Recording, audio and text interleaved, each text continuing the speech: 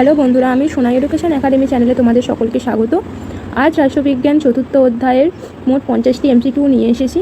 জানিয়ে রাখি এই অধ্যায় থেকে মোট 5টি এমসিকিউ আসবে। চলো দেখে নিই। এক হচ্ছে, কাশ্মীরের মহারাজা কে ছিলেন? হরি সিং। জুনাগড় রাজ্য ভারতভুক্ত হয় কত সালে? 1949 খ্রিস্টাব্দে। ওয়েটিং ফর দ্য মহাত্মা গ্রন্থটি রচনা করেছেন কে? আর.কে. নারায়ণ। রাজ্য পুনর্গঠন আইন পাশ হয় কবে?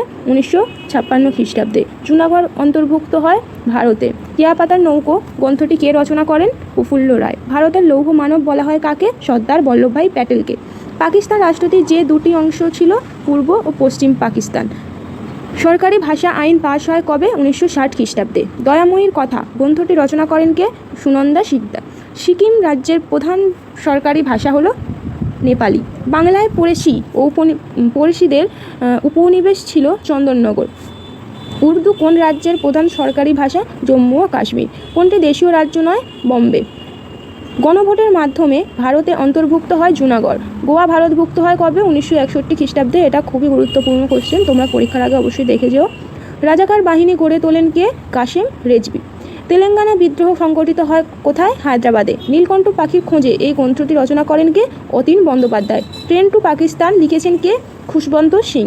রাজ্য পুনর্গঠন কমিশন তৈরি করা হয়েছিল কবে? 1953 খ্রিস্টাব্দে। তমস কোন উপন্যাসটি রচনা করেন কে? ভীষ্ম সাহানি। দেশভাগের পর পূর্ব পাকিস্তান কী নামে পরিচিত ছিল? পূর্ববঙ্গ। বসন্ত গ্রন্থটি কার লেখা? শওকত আলী। ভারতের রাষ্ট্রভাষা কোনটি? হিন্দি। ভারতের প্রথম প্রধানমন্ত্রী কে ছিলেন? সবাই জানো, পণ্ডিত জওহরলাল নেহেরু। কোন সালে ভারত ব্রিটিশ শাসন থেকে মুক্তি পেয়েছিলেন? 1947 সালে। হায়দ্রাবাদ ভারতভুক্ত হয়েছিল কত সালে? 1947 সালে। সংবিধানে কোন ধারা অনুযায়ী জম্মু ও কাশ্মীরকে মর্যাদা দেওয়া হয়েছে? 370 ধারা। দেশীয় রাজ্য বলতে কী বোঝায়? দেশীয় রাজ্য হলো ব্রিটিশ আমলের রাজার শাসিত রাজ্য।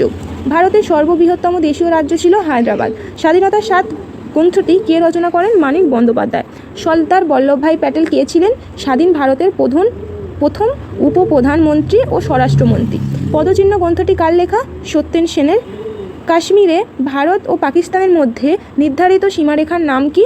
লাইন অফ কন্ট্রোল বা নিয়ন্ত্রণ রেখা। পাকিস্তানের পার্টিশন অফ ইন্ডিয়া গ্রন্থটি রচনা করেন কে? ডক্টর ভীমরাও আম্বেদকর। কাকে দেশীয় রাজ্য দপ্তরের দায়িত্ব দেওয়া হয়? সর্দার বল্লভভাই প্যাটেলকে। অপারেশন হলো কি? ভারত 1948 খ্রিস্টাব্দে হায়দ্রাবাদে সেনা অভিযান শুরু করে। এই অভিযানকেই অপারেশন পোলো বলা হয়। আচ্ছা, এখানে অপারেশন পোলো হবে, এখানে হলো হয়ে গেছে টাইপিং মিস্টেক। তারপরে পত্নী শ্রীরামুলু কতদিন অন্বেষণের পর মারা যান? 58 দিন অন্বেষণের পর। ভারত ভাগের প্রধান কারণ কী ছিল? ধর্মীয় ভেদাভেদ। 1947 সালের ভারত ভাগের পর কোন ধর্মের মানুষেরা মূলত ভারতে আশ্রয় নিয়েছিল? হিন্দু ধর্মের মানুষেরা। ভারত ভাগের সময় ভারতের জাতীয় নেতা কে ছিলেন? মহাত্মা গান্ধী। ভারত ভাগের পর পাকিস্তানের প্রথম প্রধানমন্ত্রী কে ছিলেন? লিয়াকত আলী খান।